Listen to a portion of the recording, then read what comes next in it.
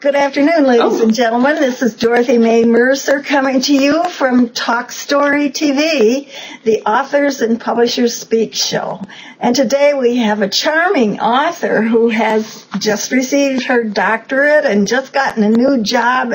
She can tell us all about that, but also she has a new book that's fascinating, and she has an interesting way of making up things and having us fly into it and believe it. So let me introduce you to Meradith Houston.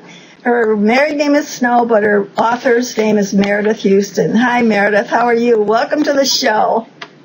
Hi. Thanks so much for having me. It's a pleasure to be here. It's great to have you. Yeah, no, it's great. And you're coming to us from where? From Missoula, Montana today. I'm in my office, so I'm sure everybody in the whole department can hear me, but that's okay for today. So maybe they'll come in and find out you're a celebrity. How about that? Yeah, I think maybe my students will like that a little. We'll see. Oh, I'm sure they'll be impressed. So tell us what you've been up to lately, Meradith. Well, lately, let's see, I just started a new job in Missoula, so I just started teaching here as a full-time professor, and so that's been keeping me pretty busy right now.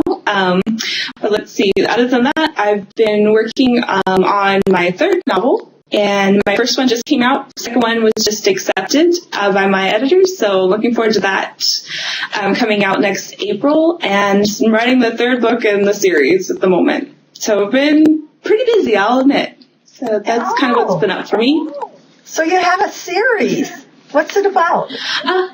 So the series is about the Sary. So the first book that I have out right now that was published last May is Colors Like Memories, and that's about then these beings basically that are known as the Sary, and they're kind of like guardian angels. You can kind of think of them that way. It's usually the easiest way for me to explain it, but basically they're children that don't take their breath of first life, basically, and decide to come back as individuals that help other people that are having difficult times in their lives.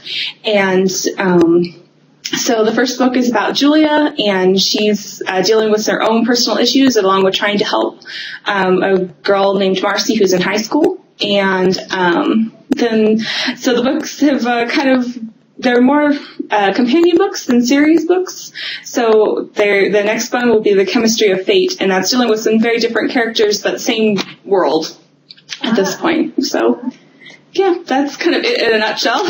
So your second book, do you have the same Sary in that book, or is it a different idea? Same Sary, so they're related in the world, but definitely the made-up world, I guess I should say, but they're can have a little bit different characters. There's a couple that carry over, but for the most part, it's completely different people. So you can bring in different people by having this Sary encounter people that she or he is trying to help. Sort of like, yep. I don't know if you've seen this old show called Touched by an Angel. Yeah, I did. I have seen that. She used to come back and help a lot. Each week it was a different person that helped. So that's what your Sary's up to. Okay. Yeah. So different people to help, different, it's actually a couple of different Sary too in this next one. So different individuals playing out kind of similar roles, but dealing with different issues. So yeah, that's kind of what's going on. You've got an imagination, lady. It's.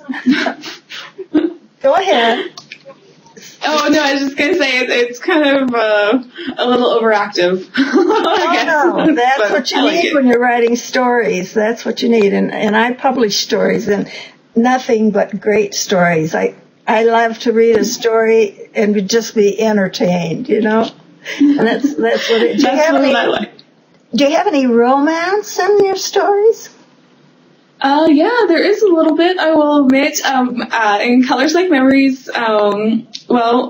So Julia is the main character, and she was involved with this other Sary for a really long time. They were a great couple, and then he died under some interesting circumstances that she feels really responsible for. So that's a lot of dealing with the story there. However, in present day, so the story kind of shifts between the past and the present. And in the present day, she's met somebody new, and there's definitely some romance there, a little intrigue, a little trying to move on and see if she can find something new. So how did you learn how to write? Well, it assumes that I'm able to now. Sometimes I wonder. Let's see here. I guess really I started learning how to write by picking up a pencil and starting to just put words to paper. I think for a lot of people that really is just how you kind of have to get your foot in the door, or to really learn the craft, is to do it. And for me, that's how I started off. I was really kind of young, didn't have any idea what I was doing. I was just enjoyed stories and thought, hey, I'll write something down for myself more than anything. And it kind of grew from there. So did you have any favorite teacher that critiqued your work and really helped you to refine your craft when you were in school? In elementary school, I had a few teachers that were pretty helpful in terms of introducing me to new books and encouraging me to just be creative. And to be honest with you, I don't think I can remember their names, which makes me feel really bad at this point. Right. But it's been a few years. However, when I was in college, I definitely I took a writing for a young adults and children class that I remember being really, really helpful for me.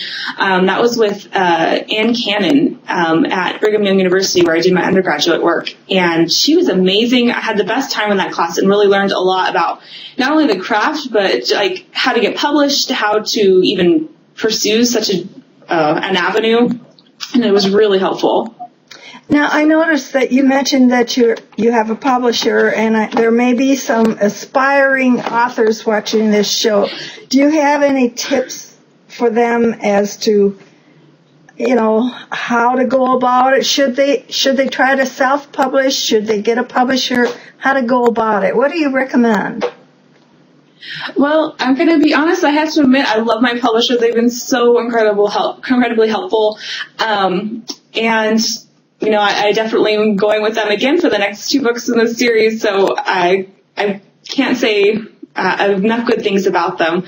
Self-publishing has become really popular, and it can be done really well and really successfully. For me, however, I really just didn't have the time to sit down and learn how to do all of these new things in terms of self-publishing, like how to design my own cover, how to learn how to format my book for the different avenues for like Amazon and for the Nook, things like that, which take a lot of time to be done correctly. On top of that, I wanted an editor really bad. Someone to look over my work and to help me grow as a writer and to be able to be more,